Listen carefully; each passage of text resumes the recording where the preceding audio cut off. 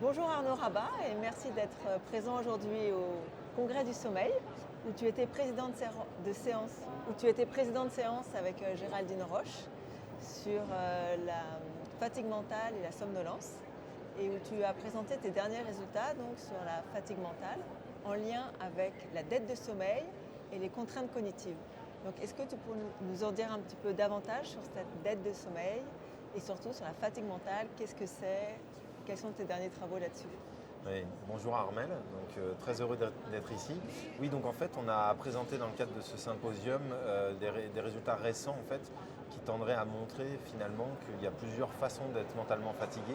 Il y a la façon classique où on est fatigué à partir du moment où on est mentalement sollicité indépendamment du fait qu'on a une dette, mais il y a aussi la façon d'être fatigué liée au fait qu'on n'a pas bien dormi, donc on est en dette de sommeil et finalement c'est peut-être cette dette de sommeil, on va dire on lutte contre cette dette et c'est ce coup de lutte contre le sommeil qui pourrait accélérer finalement notre fatigue et on parlerait à ce moment-là de fatigabilité, donc on serait plus facilement fatigable en étant en situation de dette de sommeil et c'est un peu ce que j'ai essayé de montrer au travers des récentes études que l'on a faites où on montre finalement que ce soit en laboratoire avec une nuit blanche, que ce soit à domicile avec un petit décalage, c'est-à-dire on dort 2 heures de moins la nuit pendant une semaine ou 2 semaines, et ben on se rend compte que les sujets sont plus facilement fatigables sur des tâches intentionnelles, sur des tâches un peu plus exécutives d'inhibition de mémoire de travail.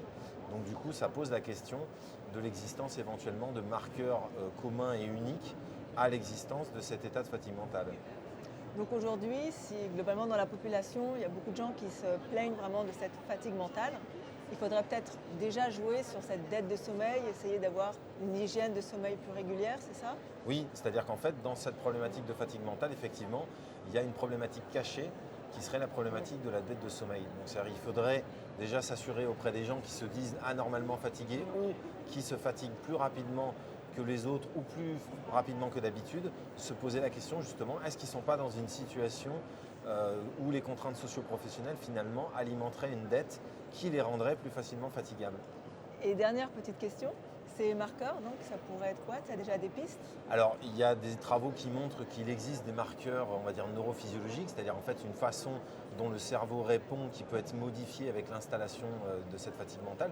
Mais nous, on essaye de trouver d'autres marqueurs qui sont plus facilement identifiables, comme par exemple des marqueurs au niveau du visage ou des marqueurs au niveau de la voix, parce que c'est des choses qui pourraient plus facilement s'appliquer et être utilisées dans des conditions de la vie de tous les jours. Et nous trahir, donc attention à notre voix. Et éventuellement pour les militaires aussi. Voilà. Merci beaucoup et si ça vous intéresse d'en savoir davantage, le replay est disponible. Donc n'hésitez pas à regarder sur le site du Congrès du Sommeil. Merci Armel.